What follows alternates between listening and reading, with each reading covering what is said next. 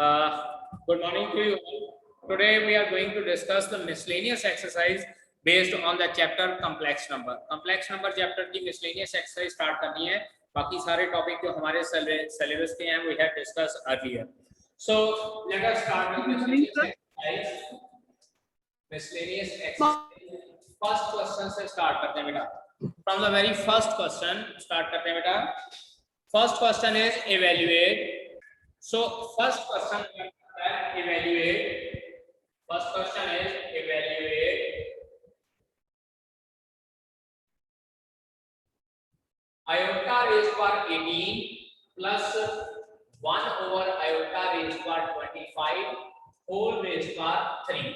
Iota raised power 18 plus iota raised power 1 over iota raised power 25 whole raised power 3.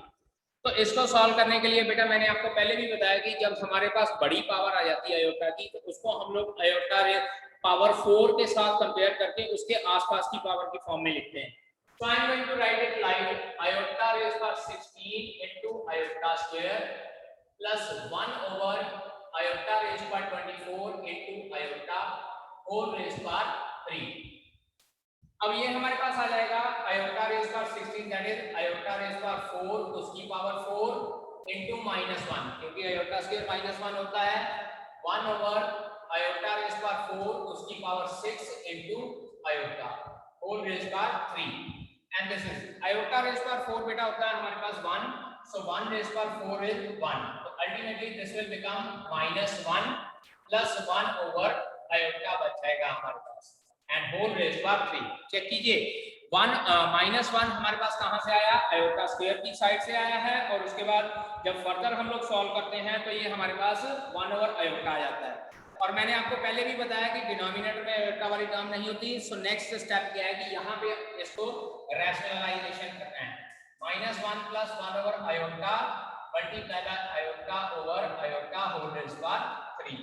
so this will become equals to -1 plus iota over iota square क्योंकि rationalisation किया है and we know that iota square is equals to -1 होता है so it will become -1 minus iota raised to power 3.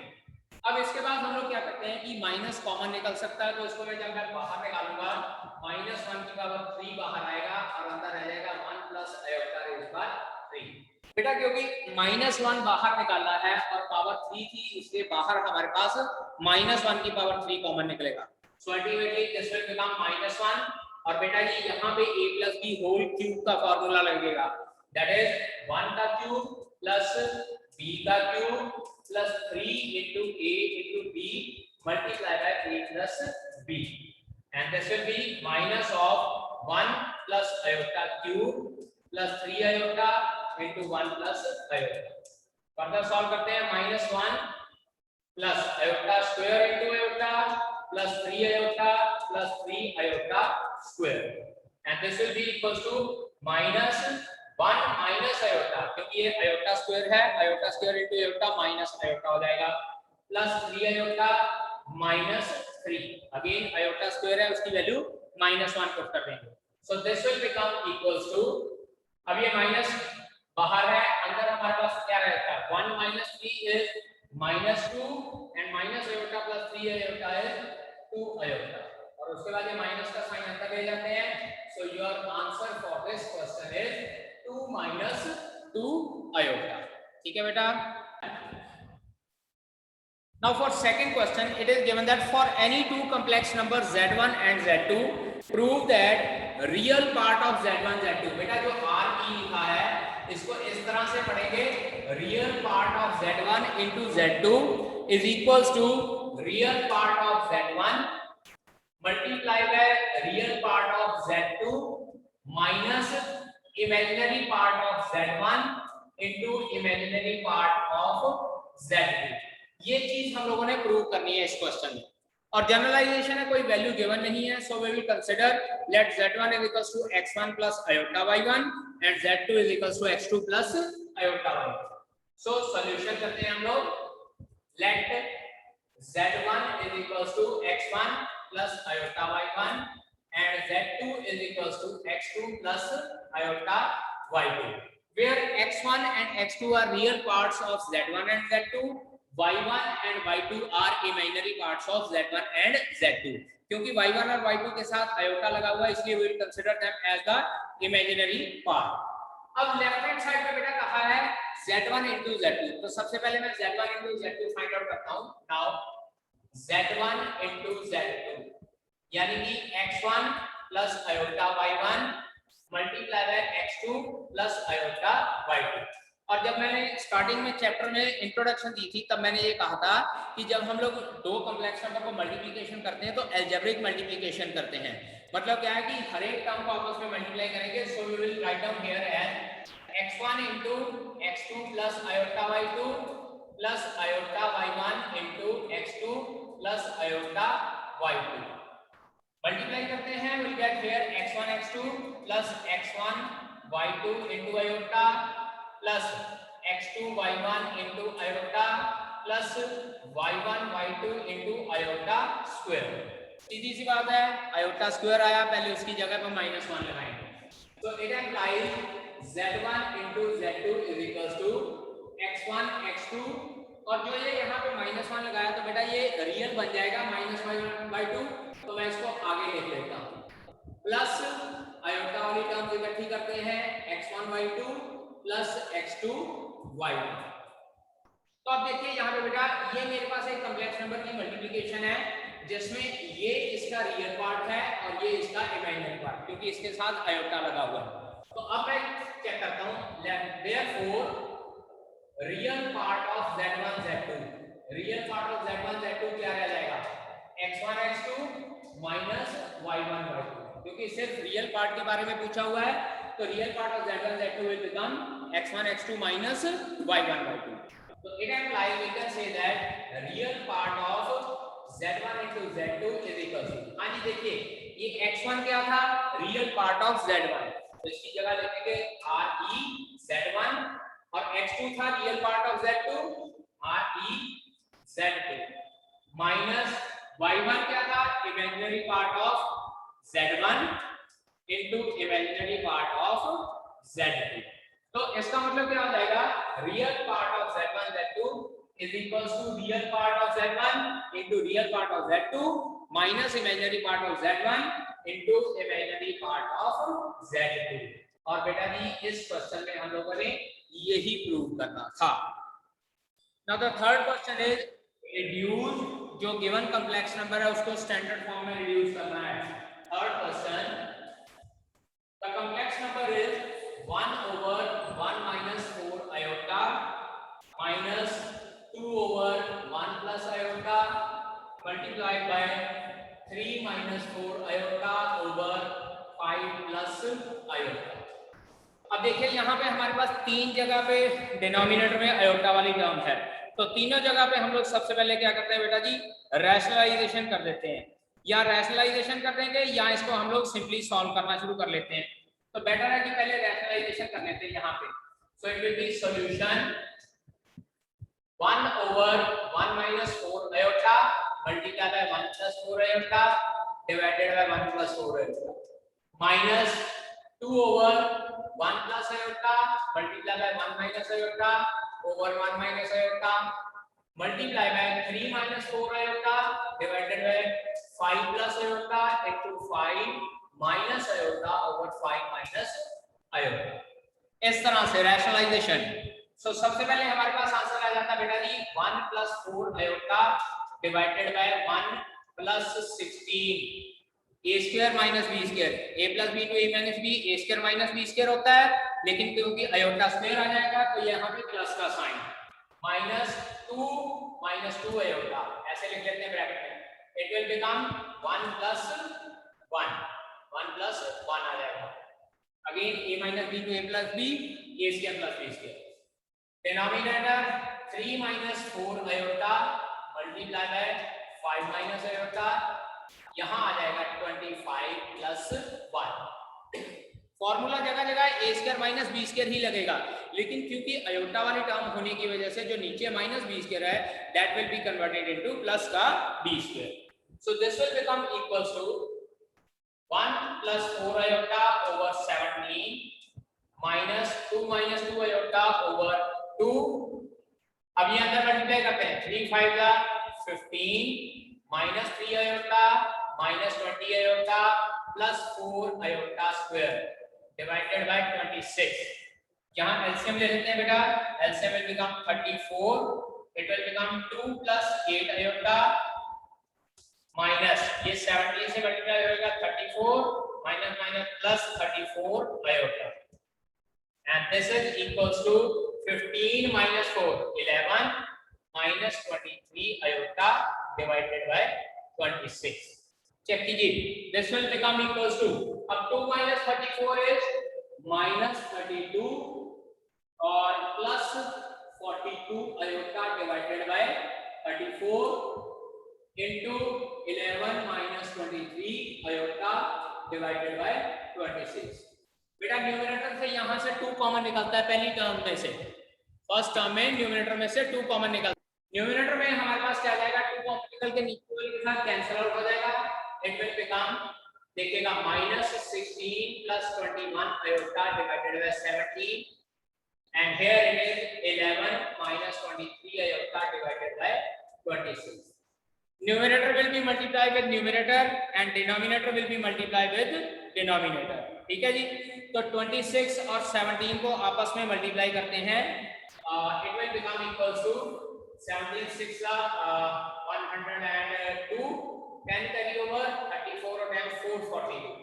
Denominator आपके पास आ जाएगा 442 -16 into 11 -176 -16 into -23 होता है, ये जाएगा प्लस का 16 3 is 48 36 और 4 368 iota, then 21 into 11 231 iota, 21 into 23 multiply कर लेते हैं, 23 into 21 3 2 6 8 और ये 4, it will become -483 iota square.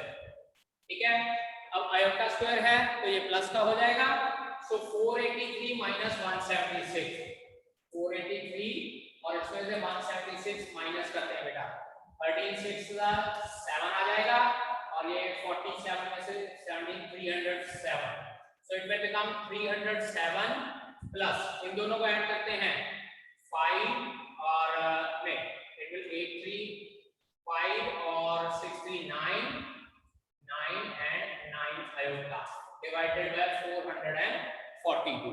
So our answer for this question is 307 plus 599 iota over 442। अब इसके बाद हम लोगों ने क्या करना है, दोनों को अलग अलग लिखना चाहते हैं, so it will be 307 over 442 plus 599 over 442 into iota। ठीक है बेटा, so this will be the answer for this question।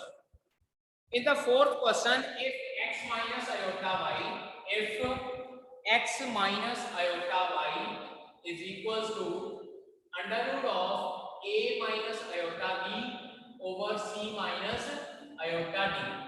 अगर हमारे पास क्या है कि एक कॉम्प्लेक्स नंबर गिवन है x minus iota y is equals to under root of a minus iota b over c minus iota d, तो हमको ये कहा गया है कि prove that x square plus y square का whole square is equals to a square plus b square over c square plus d square। Now fourth question, 11th question और 19th question, ये तीनों क्वेश्चन सेम है इस exercise में और same method से करने हैं।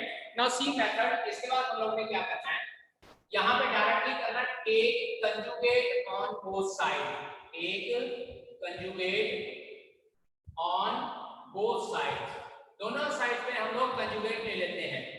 This is equation number 1। तो जब कंजुगेट लेते हैं x माइनस आयोटा y का conjugate is equals to under root of a minus iota b का conjugate over c minus iota d का कंजुगेट। दो बार हम लोगों ने कंजुगेट देख लेना है, ठीक है जी। अब इसके बाद क्या हो जाएगा, कंजुगेट लेते हैं तो it applies x plus iota y is equals to under root of a plus iota b over c plus iota d, and this is equation number 2। पहले भी बताया हुआ है कि जब कॉम्प्लेक्स नंबर का कंजुगेट लिया जाता है तो सिर्फ और सिर्फ आयोटा वाली टर्म जो है उसका साइन चेंज होता है। रियल पार्ट वाली टर्म का साइन चेंज नहीं होता. सो a minus iota b will become a plus iota b और c minus iota d will become c plus iota d.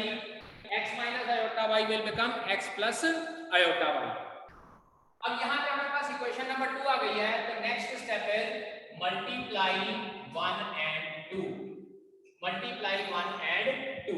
तो ये मेरे पास आ जाएगा x minus iota y into x plus iota y and on right hand side under root में combined लिख रहा हूँ बेटा a minus iota b over c minus iota d multiply by a plus iota b over c plus iota d. Same method apply करना है 11th question में भी ऐसे ही और 19th क्वेश्चन में भी ऐसे ही. हम लोगों ने कंजुगेट ले लेना है और कंजुगेट लेने के बाद हम लोगों ने क्या करना है, इसको मल्टीप्लिकेशन कर लेनी है. और जब मल्टीप्लाई करेंगे हमारे पास देखिए a minus b to a plus b it will become a square plus b square. क्योंकि आयोटा वाली टर्म में या कॉम्प्लेक्स नंबर में a minus b into a plus b will become a square plus b square. And similarly here it will become a square plus b square over c square plus d square. अब यहाँ पे बेटा देखिए करना क्या है, we need to find x square plus y square का whole square. दोनों साइड पे क्या करेंगे, squaring both side. Next step is squaring both sides.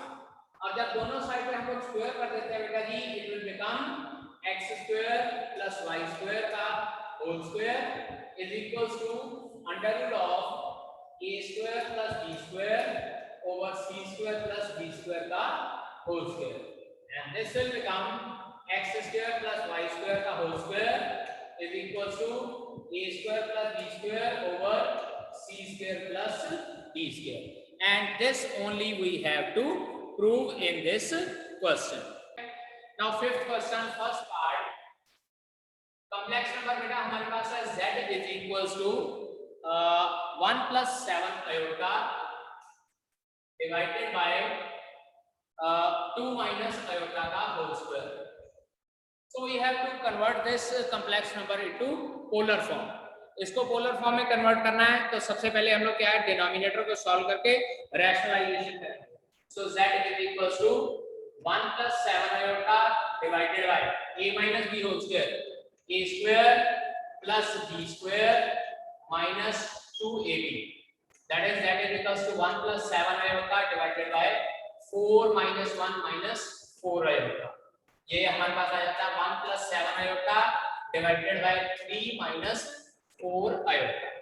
अब कॉम्प्लेक्स नंबर हम लोग पता है डिनोमिनेटर में आयोटा वाली टर्म नहीं होती, तो इसको रैशनलाइजेशन करना है हम लोगों ने. और rationalisation 3 plus 4 iota divided by 3 plus 4 iota.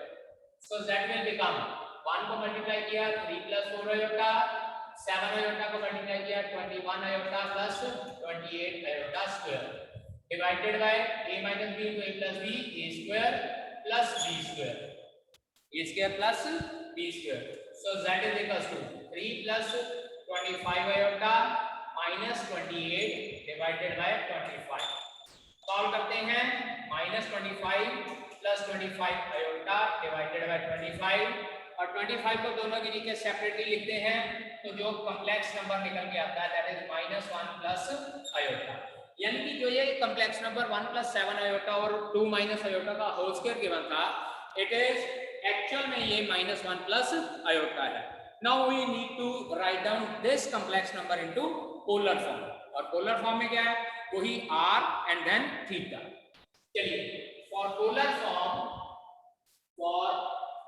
Form देखिएगा r is equals to under root of -1 का स्क्वायर प्लस 1 का square that is under root 2 रह जाएगा. पोलर फॉर्म में हमारे पास r कितना रह जाता है, अंडर रूट 2. उसके बाद चलिए फाइंड आउट करते हैं. Now tangent alpha is equals to वही याद कीजिए मॉडुलस y ओवर x, यानी कि हमारे पास आ जाता है 1 ओवर -1. अल्टीमेटली 1 आ गया. So tangent alpha is equals to tangent pi by 4 that is alpha is equals to pi by 4. अब इसके बाद हमने आर्गुमेंट फाइंड आउट करनी है दैट इज थीटा. तो आर्गुमेंट फाइंड आउट करने के लिए हम लोग क्या करते हैं, हम लोग चेक करते हैं कि कॉम्प्लेक्स नंबर किस क्वाड्रेंट में लाई कर रहा है. ठीक है जी. Now x is equals to -1 and y is equals to 1.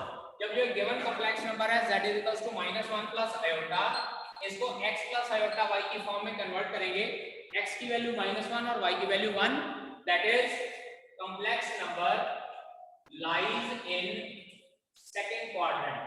Complex number हमारे पास सेकंड क्वाड्रेंट में लाई करता है उत्तर जी, और सेकंड क्वाड्रेंट में लाई करता है, it implies argument theta which is equals to pi minus alpha. याद कीजिए, अगर फर्स्ट क्वाड्रेंट में है तो अल्फा, सेकंड क्वाड्रेंट में है तो pi minus alpha, in third quadrant it is minus pi minus alpha, and in fourth quadrant it is minus alpha. So theta is equals to pi minus alpha, that is pi minus pi by 4, which comes out to be 3 pi by 4. Therefore, polar form of complex number is r cos theta into iota plus iota sin theta.